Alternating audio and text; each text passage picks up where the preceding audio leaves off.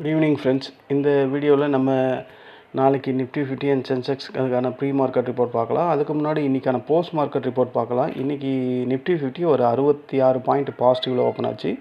Open ஆகிட்டு market சல்லுன்னு போச்சு. 24,300 போனால் அங்கேருந்து மார்க்கெட் 24,000 டச் பண்ணிச்சு. அங்கேருந்து மறுபடியும் 24,120. ஸோ அந்த கடைசி நேரத்தில் ஏறின 120 பாயிண்ட் தான் இங்கே 121 பாயிண்ட் பாசிட்டிவாக நமக்கு இங்கே காட்டுது. ஓகேங்களா. சென்செக்ஸில் வந்து 366 பாயிண்ட் பாசிட்டிவில் ஓப்பன் ஆச்சு. அது அங்கேருந்து நல்லாவே மேலே போச்சு. 900லாம் போனால் அதுக்கப்புறம் மார்க்கெட்டில் கரெக்ஷன், அதுவும் வந்து கீழே இறங்கி முடிஞ்சுது. இன்றைக்கி நிஃப்டி 50 ஏறத்துக்கான காரணம் என்னென்னா, குளோபல் கியூஸ்லாம் நல்லா இருந்தது, ஏஷியன் மார்க்கெட் எல்லாம் நல்லா இருந்தது, டாக்ஸ் ஃப்யூச்சரும் நல்லா தான் இருந்தது. அதனால் மார்க்கெட் நல்லா இருந்தது. அதுக்கப்புறம் க்ரூட் ஆயில் வந்து நார்மல் 108 107 அந்த ரேஞ்சிலே சஸ்டெயின் ஆகிட்டு இருந்தது காலையில். அதுக்கப்புறம் நம்ம ப்ளூ சிப் கம்பெனி எல்லாம் அந்த ஹெச்டிஎஃப்சி, ஐசிசி, ரிலையன்ஸ் இது எல்லாமே இன்றைக்கி பாசிட்டிவாக இருந்தது. அதனால் மார்க்கெட் இன்றைக்கி பாசிட்டிவ்லேயே க்ளோஸ் ஆகிருக்கு. எஃப்ஐஎஸ் வழக்கம் போல் செல்லிங்கில் தான் இருப்பாங்க. அவங்க செல்லிங் பண்ணாலும் மார்க்கெட்டில் இந்த செக்டார் ரொட்டேஷன் பண்ணக்கூடிய ஆட்டோ, ஃபார்மா, மெட்டல் இந்த மாதிரி ஸ்டாக்ஸ் எல்லாம் பையிங் இருந்ததுனால மார்க்கெட் கடைசி நேரத்தில் ஒரு 122 பாயிண்ட் பாசிட்டிவில் முடிஞ்சுது. இதுதான் இன்றைக்கி நிஃப்டி 50க்கான போஸ்ட் மார்க்கெட் ரிப்போர்ட்டு. ஏன் இறங்குச்சு, முதல்ல ஏன் ஏறிச்சு, அப்புறம் ஏன் இறங்குச்சு, அப்புறம் ஏன் ஏறிச்சு அப்படின்றதுக்கான போஸ்ட் மார்க்கெட் ரிப்போர்ட் இது தான். இந்த போஸ்ட் மார்க்கெட் ரிப்போர்ட்டில் நான் என்ன பண்ணேன்னு கேட்டிங்கன்னா, 5 ட்ரேட் பண்ணோம். குரூப்பில் எல்லாருமே, ஃப்ரெண்ட்ஸ் குரூப்பில் எல்லாருமே இன்றைக்கி ப்ராஃபிட்டபிள், என்ன தவிர. ஏன்னா நான் 4,300 இந்த 4வது ட்ரேட் இதில் பண்ணேன். 4,300 ப்ராஃபிட் இருந்தது. இது இந்த பியரிஷ் மார்போஸ் கேண்டில் தானே, சரி ஃபர்தராக இது இறங்கும் அப்படின்ற மாதிரி குரூப்பில் கொடுக்கல, நானே ஒரு ட்ரேட் பண்ணேன். சரி இது ஃபர்தராக இறங்கட்டும், இறங்குனா நம்ம ஒரு 1000 ரூபாய் ப்ராஃபிட் பண்ணலான்ட்டு. ஆனால் அவன் இறங்குற மாதிரி இறங்கிட்டு அப்படியே ரிவர்ஸ் ஆகிட்டான். அதில் 4,300 அப்படியே எனக்கு ப்ராஃபிட் லாஸாக போச்சு. இதே மாதிரி ஒரு சினாரியோ தான் போன வருஷம் டிசம்பரில் சென்செக்ஸில் நடந்தது.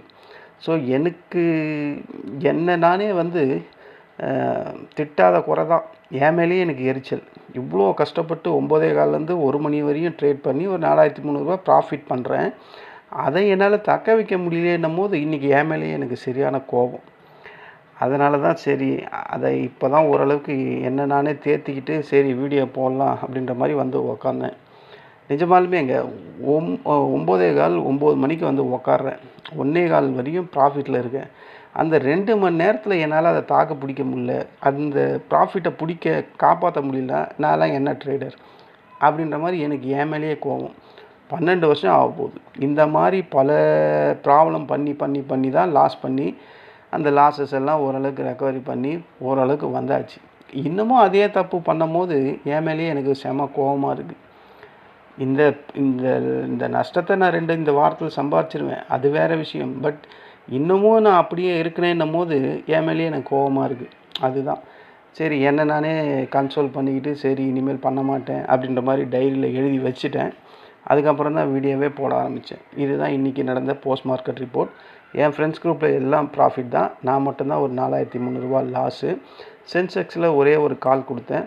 அந்த கால் கூட இந்த கால் தான் கொடுத்தேன் 1:45. அது அந்த ரெசிஸ்டண்ட்டை தொட்டு இறங்குச்சு. கண்டிப்பாக அது இறங்குன்ற மாதிரி கொடுத்தேன். பெரிய லெவலில் இறங்கிடுச்சு. 3,500 கிட்ட இந்த ஒரு கேண்டிலில் ப்ராஃபிட் வந்தது. அதுக்கு மேலேயே வச்சுருந்தா வந்திருக்கோம். நாங்கள் நடுவுலேயே க்ளோஸ் பண்ணியாச்சு. இந்த சென்செக்ஸில் இந்த ஒரு கால் கொடுத்தது, அது ப்ராஃபிட். எல்லாருமே ப்ராஃபிட் தாங்க, என்ன தவிர. இது தாங்க போஸ்ட் மார்க்கெட் ரிப்போர்ட்டு. இன்றைக்கி மார்க்கெட் வந்து ஒரு பாசிட்டிவில் முடிஞ்சிருக்கு. ஏன் பாசிட்டிவில் முடிஞ்சதுன்னா, இன்றைக்கி அந்த சில ரிப்போர்ட்லாம் வந்திருக்கோம். Collection report, auto sales, mutual fund, இந்த ஜிஎஸ்டி, அது இதுன்னு ஏகப்பட்ட ரிப்போர்ட் இன்றைக்கி வந்திருக்கும். அதெல்லாம் மார்க்கெட்டுக்கு பாசிட்டிவ் நியூஸு நான் ஆல்ரெடி சொன்னேன். அதனால் மார்க்கெட் ஏறி இருக்குது. ரிலையன்ஸ் ஏறி இருக்குது, ஹெச்டிஎஃப்சி ஏறி இருக்குது, ஐசிசி பேங்க் ஏறி இருக்குது. முக்கால்வாசி எல்லாமே ஏறி தான் இருக்குது. ஐடி மட்டும் கொஞ்சம் காலை வாரி விட்டுடுச்சு, அவ்வளோதான். ஓவராலாக இன்றைக்கி ப்ராட் பேஸ் ப்ராஃபிட் ப்ராஃபிட் தான் நடந்திருக்கு. எல்லாம் பாருங்கள். Nifty next 50 640, mid cap Nifty 104, எல்லாமே பச்சை கலரில் தான் இருக்குது. எல்லாமே first class profit. India VIX இன்னமும் 18.30 இருக்குது. ஓகேங்களா. இன்னமும் வெலாட்டிலிட்டி கண்டிப்பாக இருக்கும் அப்படின்ற மாதிரி தான் தோணுது.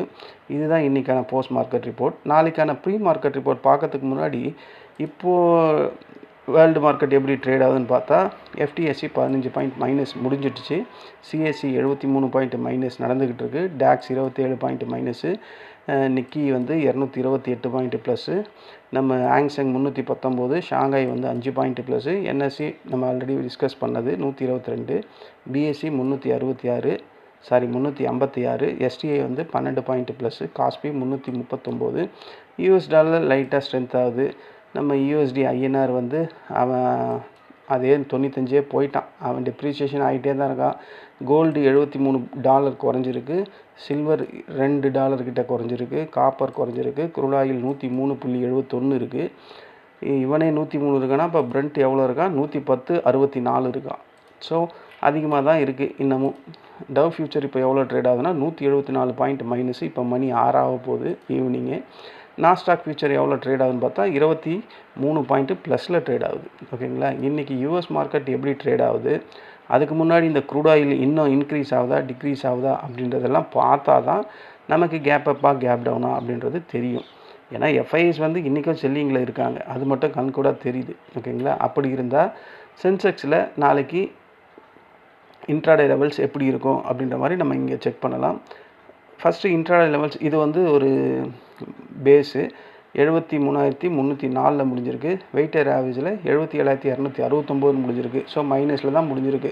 ஒரு கேப் அப் சினாரியோ வருது நாளைக்குன்னா first resistant 77,534.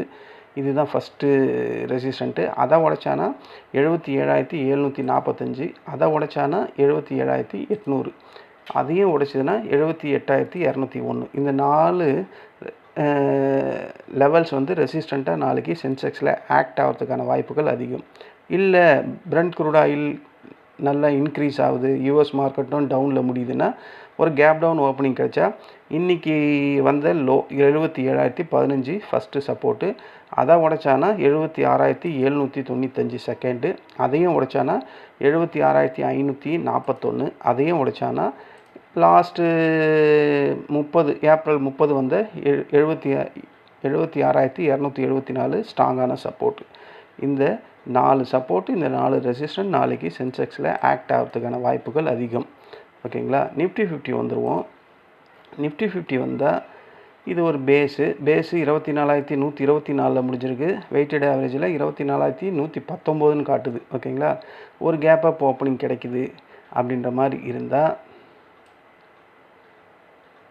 Gap up opening இருந்தால் ஃபஸ்ட்டு ரெசிஸ்டண்ட்டு 24,186. இதுதான் ஃபஸ்ட்டு ரெசிஸ்டண்ட்டாக ஆக்ட் ஆகிறதுக்கான வாய்ப்புகள் அதிகம். அது இல்லை, இது 24,173. இதுதான் ஃபஸ்ட்டு ரெசிஸ்டண்ட்டு.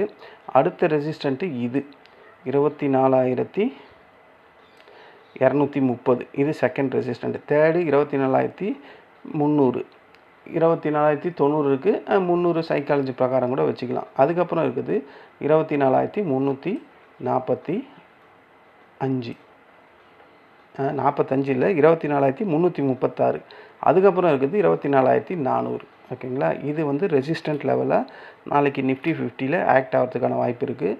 நாளைக்கு நிஃப்டி 50 வீக்லி எக்ஸ்பைரி டியூஸ்டே, அதனால் பார்த்து ட்ரேட் பண்ணுங்கள். வெலாட்டிலிட்டியும் இந்தியா விக்ஸும் 18க்கு மேலே இருக்குது. இல்லை ஒரு கேப் டவுன் ஓப்பனிங் கிடைக்குது அப்படின்னா ஃபஸ்ட்டு சப்போர்ட்டு வந்து 24,026 ஃபஸ்ட்டு சப்போர்ட்டு, இன்றைக்கி வந்த லோ. அதுக்கப்புறம் இருக்கிறது 23,940 செகண்ட் சப்போர்ட்டு. தேர்டு 23,873. ஃபோர்த்து 23,800. இந்த 4 கண்டிப்பாக சப்போர்ட்டாக நாளைக்கு இன்ட்ராடே லெவல்ஸ் ஆக்ட் ஆகிறதுக்கான வாய்ப்புகள் அதிகம். எல்லாருமே என்ன பண்ணுறாங்கன்னா, இன்றைக்கி எல்லாருமே சில பேர் இன்னமும் அந்த OTM எடுத்து ட்ரேட் பண்ணக்கூடிய ஜனங்க இன்னமும் இருக்கிறாங்க. அது இன்றைக்கி பெரிய லெவல் லாஸஸ் வந்திருக்கு. இன்றைக்கி 3-4 பேர் ட்ரேடிங் பண்ணும்போது நடுவில் கால் பண்ணி இந்த மாதிரி OTM எடுத்துட்டேன், இவ்வளோ லாஸ் இருக்குது, என்ன பண்ணுறதுன்னு கேட்குறாங்க. நம்ம என்ன பண்ண முடியும் அந்த நேரத்தில்? ஒன்றுமே பண்ண முடியாது. நான் பல தடவை சொல்கிறதே அதுக்கு தான். OTMல ட்ரேட் பண்ணாதீங்க அப்படின்றேன். நீங்கள் ட்ரேட் பண்ணுறது இல்லாமல் அதில் போய் அவ்வளோ குவான்டிட்டியும் வாங்கி வச்சுக்கிறீங்க. அது எப்படி ஏறும்னே எனக்கு ஒன்றும் புரியல. உங்களுக்கும் அது புரிய மாட்டுது. ஏன் தான் அந்த OTMல ட்ரேட் பண்ணுறீங்கன்னு தெரியல. இன்றைக்கி ரொம்ப பேருங்க ஒரு 5-6 பேர் இன்றைக்கி கால் பண்ணிட்டாங்க நடுவில். என்ன பண்ணுறது, ஒன்றுமே பண்ண முடியாது. நான் க்ளோஸ் பண்ணிட்டு வெளியே வந்துருங்கன்னு தான் அப்படியும் சொல்லவும் முடியல. ஒருவேளை ஏறிடுச்சுன்னா என்னால் அப்புறம் நான் ஒழுங்காக வச்சுருப்பேன், அவர் எதாவது சொல்லி செல் பண்ண சொல்லிட்டாரு அப்படின்னு சொல்லுவாங்கன்ட்டு எதையுமே சொல்லலை. நீங்களே ஒரு முடிவை எடுத்து வெளியே வந்துருங்க அப்படின்னு தான் சொன்னேன். கண்ணுக்கு எதிரில் தெரியுது 23,900 அந்த மாதிரி ஸ்ட்ரைக்லலாம் புட் சைடில் போய் ட்ரேட் பண்ணுறீங்க. மார்க்கெட் 24,100 இருக்குது. எப்படி அது 200 பாயிண்ட்டு அந்த இன்ட்ரின்சிக் வேல்யூலேருந்து அதிகமாக இருக்குது.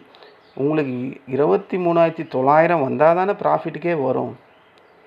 அது அந்த லாஜிக் ஏன் தோணவே மாட்டுதே உங்களுக்கு தெரியல. அதனால் இன்றைக்கி ரொம்ப பேர் கால் பண்ணியிருந்தாங்க. ஹெல்ப் பண்ண முடியல. ஹெல்ப் பண்ணாலும் கடைசியில் பாருங்கள் அந்த ஓடிஎம் எல்லாம் 60 இருந்ததெல்லாம் 20, 30க்குன்னு ஆகிப்போச்சு. அதனால தான் அதிலெல்லாம் ட்ரேட் பண்ணாதீங்க அப்படின்னு சொல்கிறேன். இந்த மணியை மட்டும் ட்ரேட் பண்ணுங்கள். இந்த மணியை ட்ரேட் பண்ணால் கண்டிப்பாக அதில் வெற்றி வாய்ப்புகள் இருக்குது. இதுதான் நான் பல தடவை சொன்னேன். பல தடவை சொன்னாலும் இன்றைக்கி நானே என்னை கண்ட்ரோல் பண்ண முடியாமல் க்ரீடியில் லாஸ் பண்ணி விட்டுருக்கேன். ஓகேங்களா. இங்கே ஒரு டிஸ்க்ளைமர். இங்கே நான் ரெட் லைனு, இந்த ப்ளூ லைன், இந்த க்ரீன் லைன்லாம் இங்கே போட்டிருக்குது வந்து ஒரு எஜுகேஷன் பர்பஸ்க்காக தான் போட்டிருக்கேன். இது வந்து ட்ரேடிங் ரெக்கமெண்டேஷன் லைன்ஸ்லாம் கிடையாது. ஓகேங்களா. இதை பேஸ் பண்ணி எந்த ட்ரேடுமே பண்ணாதீங்க. நீங்கள் ட்ரேட் பண்ணணும் அப்படின்னு நினச்சா இந்த மணியை மட்டும் ஃபோக்கஸ் பண்ணுங்கள். அது கொஞ்சம் காஸ்ட்லியாக தான் இருக்கும். ப்ராஃபிட் வேணும்னா அதை தான் நம்ம ட்ரேட் பண்ணி ஆகணும். ஓகேங்களா. இதுதான் என்னால் முடிஞ்ச ஒரு அட்வைஸ். அதை நீங்கள் தான் ஃபாலோ பண்ணணும். ஓகேங்களா.